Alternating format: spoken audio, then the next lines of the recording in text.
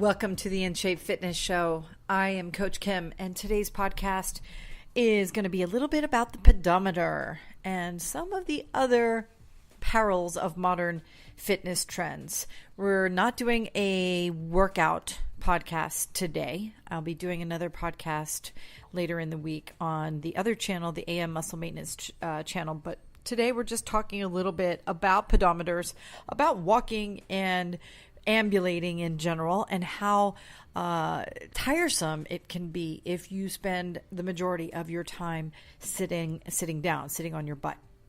So let's talk a little bit about the posture, your posture first. Go ahead and sit up straight for me. Let's do a postural systems check before we get started. And I want to tell you this really fun story that I found as I was doing some research on pedometers and the 1964 Olympics. So the postural systems check is where you sit up or stand up really tall, take a couple of deep breaths, and make sure that you are thinking about the position of all of your body parts. So your head, your 10-pound head, it should sit right on top of your neck, obviously, and then right on top of your shoulders, such that there is a straight vertical line between the ears and the shoulders. And that is the neutral position of your head. If you crane your neck, if you sort of move your head forward to try to see your screen better at your desk, or you're trying to see over the steering wheel seemingly better, or you're tilted downwards because you're always typing away on your smartphone or some other device, your head might have a slowly developing, not deformation, but a postural challenge, we'll call it, that causes pain by pulling on the back of the neck, collapsing the front of your neck, and thus altering the center of your gravity, which is significant in terms of your balance. And when we get to walking, we'll talk a little bit more about this. Now, moving down the body, make sure that your chest is open. Breathe deeply, inhaling through your nose and exhaling through your mouth. And then make sure that your tummy muscles are zipped up, that your pelvis is straight so your butt doesn't stick out. And then if you are standing up, make sure that you are using all four corners of each of your feet. So we talk a lot about the difference between the strength of your right leg versus the strength of your left leg. And if you are a right-handed person, you most likely, especially if you exercise a bit, you most likely have something that I lovingly call lame left leg syndrome. I've talked about that at other podcasts, can talk about it again. You can write me if you have questions about your left leg, right leg issues. But we're going to go on because I want to make sure I talk about this pedometer. I find it really, really fascinating because, as you probably have read or heard in these podcasts, I have written in a second draft with an editor of my first attempt to write a book, and it's called Darwin on the Treadmill. And a lot of it has to do with different components of modern fitness that have really sort of, that have not succeeded, that are failing us in terms of the sustainability of our species, the sustainability of our own health. We're spending more to take care of ourselves in terms of medications, in terms of feeling better. We're also spending more and more time in, supposedly in, gym-based or consumer exercise-based experiences, but our health outcomes are getting worse. We are living fewer lives. We are living a lower quality of life. Our kids are getting sicker sooner, getting fatter sooner. So we've got to come up with some solutions that really get to the crux of our problems. And one of the most apparent issues that we have is that we sit all day. Now, we are not going to necessarily change the economy in this podcast or change the way that we proceed in business in our country, but it is fascinating to research and then write about the connection between the position that we take, physical position that we are in for the majority of the day, and then try to twist our life existence into somewhat of a healthy existence without all of the consumer retail sort of stuff that we have to do. And most people aren't successful at it. I mean, let's face it, the majority of adults in our country are overweight. We're creeping up to a point where the majority are going to be considered obese. And probably in my lifetime, that is going to happen if we don't take a completely new look at the way that we think about and prescribe health and fitness as part of our lives, as we pull back potentially from the number of hours that we spend sitting at a desk, whether it's sitting in meetings or sitting at a computer or sitting watching the television. Either we need to completely stop watching TV altogether and spend all of our non-working time standing up, moving around, having fun, maybe playing games in the park with our kids, crazy ideas. Or we need to start also thinking about the way that we work in our office spaces and potentially doing more activities when we are standing on our feet and as we're not sitting, so that we are able to break free of this conundrum that we find ourselves in with our culture. Now, we're not the first to think about this. I'm not the first person to think about it, and this generation isn't even the first to think about it, because I'm going to talk about the pedometer now, where we're sort of obsessed a little bit by counting by the metrics that we can track of things like how many calories we burn, how many miles we run, and in this case, how many steps we might take. That's the pedometer. And most of the time now we have a fairly sophisticated piece of equipment that might come in the form of like an iWatch or some other Garmin device that tracks via GPS where you are at a particular time and therefore knows how far you're moving. But there is this 10,000 steps mile marker metric, milestone, I guess, if you will, that a lot of people seek out as an arbiter of success for their health measurements of the day. Most adults in the United States do not reach this daily walking benchmark. They wake up and they move a short distance between a bed and a chair, where they remain pretty much until it's time for bed again. Tiny little bursts of activity might include a journey from a faraway parking spot, or maybe a trip up not one, but maybe 2 flights of stairs. But a sedentary adult's journey somewhere in the range of 1,000 steps per day to 3, maybe 3,500 steps per day. Now, a mile, depending on your stride, is roughly 2,000 steps. So most people aren't even walking a mile, or walking really close to about a mile or a little bit less. So who came up with this idea that people should aim for 10,000 steps as a function of a healthier lifestyle? So my research for this book, which the book is a lot of narrative nonfiction where I pull from different stories to make various points. It turns out that the Japanese might have initiated the marker, and this is around the time leading up to the 1964 Olympic Games. And I like this story because a lot of it has to do with the advent of technology.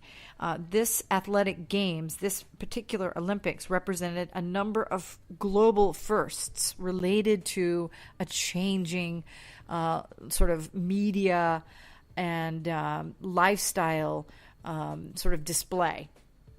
The 1964 Olympics were the first modern Olympics to be held in Asia. They were the first to be broadcast via satellite, and they were the first to be broadcast, at least in part, in color. Now, in 1964, the Japanese were also suffering from what some believe to be visible lifestyle changes within their own culture. That is to say that their waistlines were starting to expand. Like Americans, they were adopting that Western lifestyle.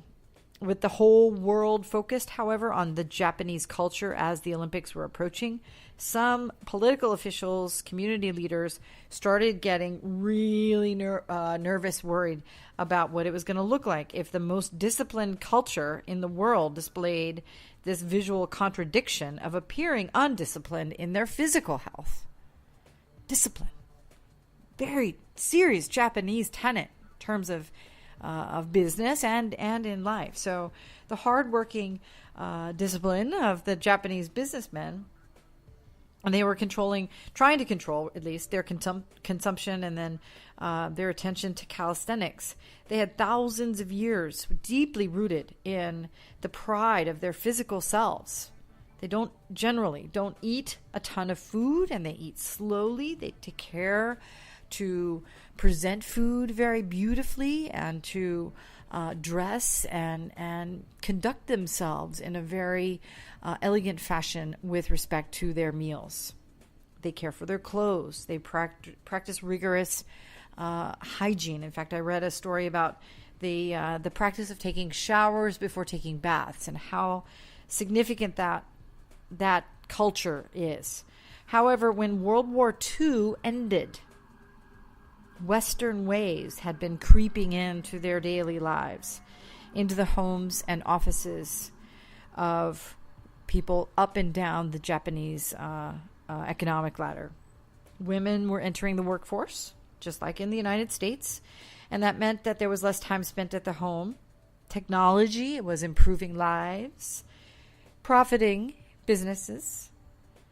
Japanese management principles were taking their shape. Sound kind of familiar, right? By the 1960s, Japanese cultures were evolving away from the naturally occurring physical activity levels, and there was a Japanese watchmaker named Yamasa Tokai who noticed this change before his very eyes. Perhaps his own waistline was expanding. I don't actually know. But what we do know is that he invented at least one of I'll talk a little bit about something else that I discovered in this research, but one of the first official pedometers, and he named it the Manpo Kai, which literally translates to 10,000 step measure. An early advertisement for this device was translated into the catchy phrase, "Let's walk 10,000 steps a day." And it stuck. It's said in Japan, at least in parts to this day, that the phrase gets uttered sort of in the way that we kind of say in America, an apple a day keeps the doctor away. So amazingly, so Manpo Kai or K, depending on who I've talked to, is something that the Japanese adopted. But as I said, this was one of the first pedometers. One of the things that I think is actually also really interesting is that Leonardo da Vinci apparently spec'd out a device that could measure steps taken by the military men, their soldiers of the time, and other inventors crafted similar devices in the name of measuring the distance that a person could travel or did travel on foot, with varying reasons and varying levels of success. Nowadays, however, another entire tributary of the health industry, with my air quotes, is dedicated to the counting of steps and the tracking of miles. And if you carry your phone in your pocket with you when you're moving, you can see this without really doing anything. You don't even have to wear the pedometer anymore. I can see the number of steps that I go every day simply by looking at an app on my phone.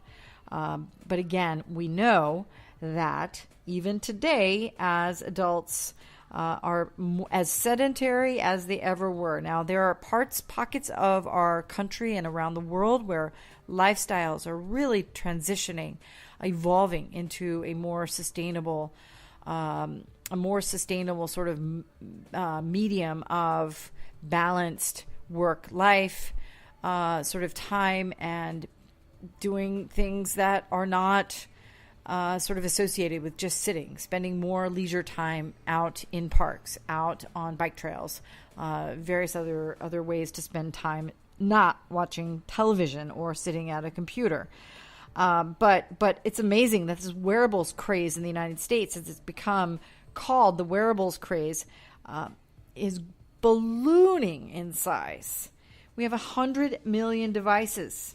It might actually already be a bubble that's bursting. In fact, I see a fewer and fewer of these ads, like the Fitbit sort of thing these days. But it's amazing how quickly we slip into this sort of, like tidal wave of a fad. Everyone jumps on board. We spend all of this money, $50 billion a year, on ways to get fit and lose weight. But as I was talking about before, more and more people are overweight, more and more adults are obese, more and more children are becoming overweight and obese at earlier and earlier ages. Now, I know that I talk a lot about the way that exercise can, shape the way that you look, the way that you feel physically, the things that you can do functionally. In fact, my entire raison d'etre, my entire existence in terms of my business, the work that I do, is about the function of your body, about the things that you can do.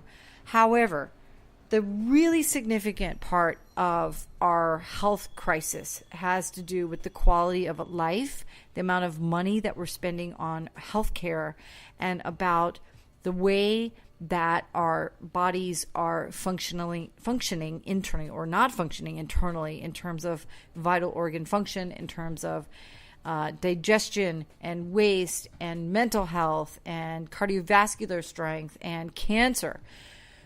So, as you think about the number of steps that you take per day, if you wear a wearable or you're tracking your steps on your phone or whatever, and you're searching, you're aiming for that 10,000, that's great.